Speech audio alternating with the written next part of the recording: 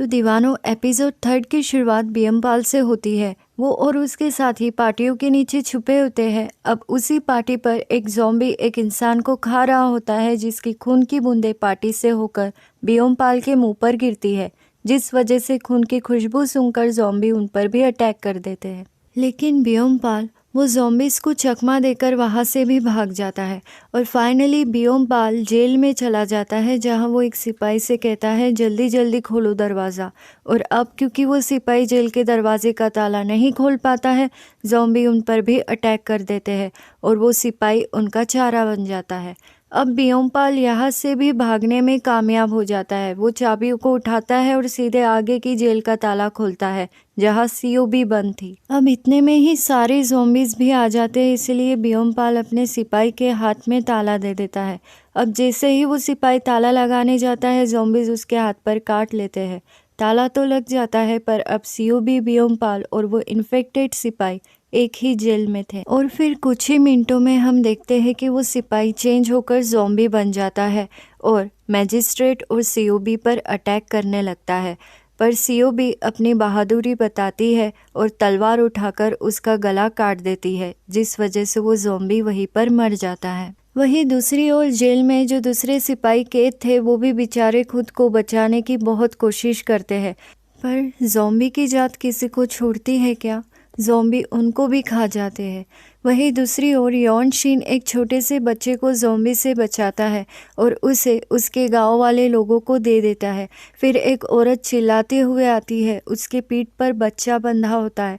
Yon शीन उसे ऊपर खींचने की कोशिश करता है, पर इतने में ही सारे ज़ॉम्बीज उस औरत पर अटैक कर देते हैं, जिस वजह से यॉन शीन उसके बच्चे को तो ऊपर खींच लेता है, पर उस औरत को बचा नहीं पाता है। वहीं दूसरी ओर ज़ॉम्बीज अब पैसे वाले लोगों के मोहल्ले में भी घुस जाते हैं और उन पर भी अटैक करना शुरू कर देते हैं।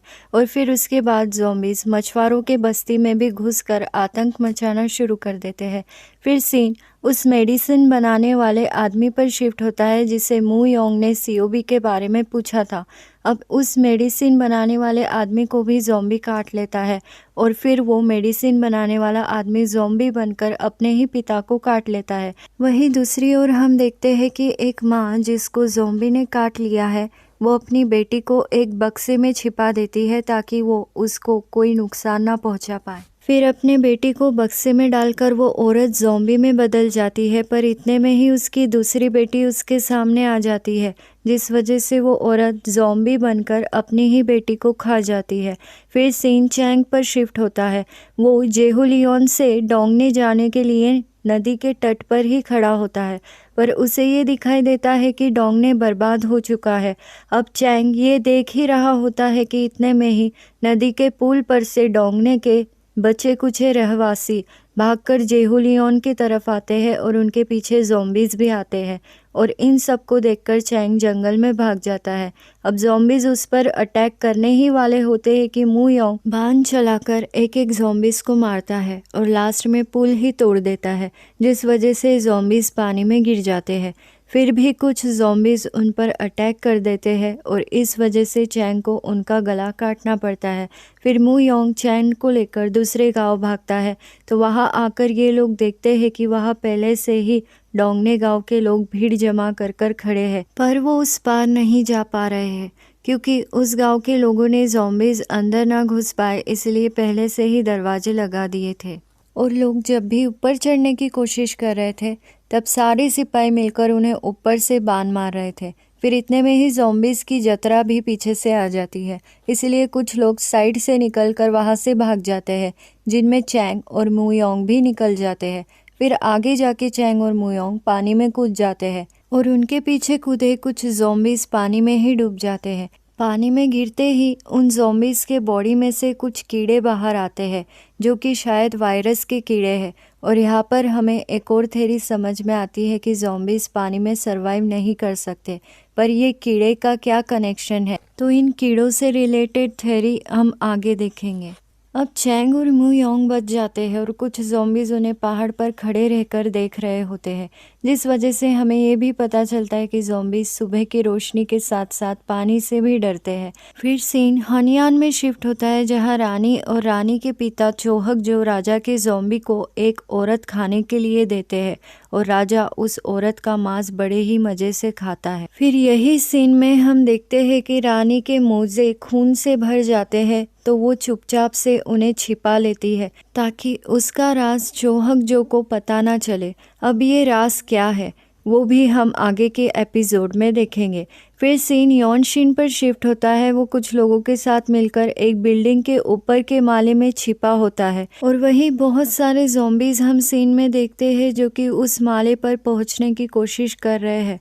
पूरा गांव ज़ॉम्बीज़ में बदल जाता है। वहीं दूसरी ओर सीओबी और बियोमपाल भी जेल में एक कोने में बैठे रहते हैं और फिर हो जाती है सुबह और हम देखते हैं कि सुबह की रोशनी में ज़ॉम्बीज़ किस तरह से तड़पते हैं, इसलिए ज़ॉम्बीज़ अंधेरे और ठंडी जगह देखकर वहां छिप जाते हैं। फिर सीन राजा पर शिफ्ट होता है।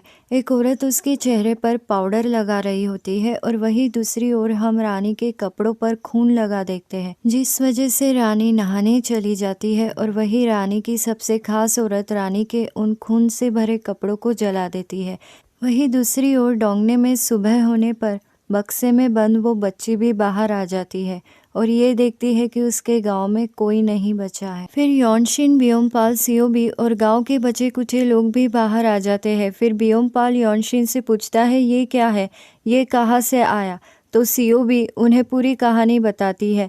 फिर बियोमपाल कहता है तो हम दरिंदों से छुटकारा कैसे पाए, तो यॉनशिन कहता है एक तो तुम्हें उनके सिर काट देने चाहिए या तो फिर उन्हें जला देना चाहिए।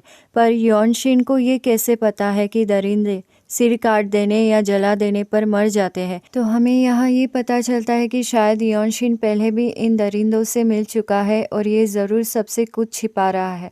फिर ये लोग लाशें जलाने ही वाले होते हैं कि वहाँ एक कमांडर की माँ आ जाती है जो बियोमपाल से कहती है मैं अपने बेटे को जलाने नहीं दूंगी। तो बियोमपाल का साथी कहता है सर क्यों ना हम गरीबों की लाशों को अमीरों की लाशों से अलग कर दे, गरीबों को जला दे और अमीरों को गाड़ दे। तो बियोमपाल कहता है हाँ बिल्कुल। इतने में ही वहाँ चैंग पहुँच जाता है और वो बियोमपाल के साथी पर तलवार रख देता है क्योंकि कल उसने ही शहर के बाहर जाने के दरवाजे को बंद कर दिया था। फिर बियोमपाल चैंग से पूछता है कि तुम कौन हो, तो चैंग सबको बताता है कि वो क्राउन प्रिंस है। ये सुनकर सब उसके आगे झुक जाते हैं।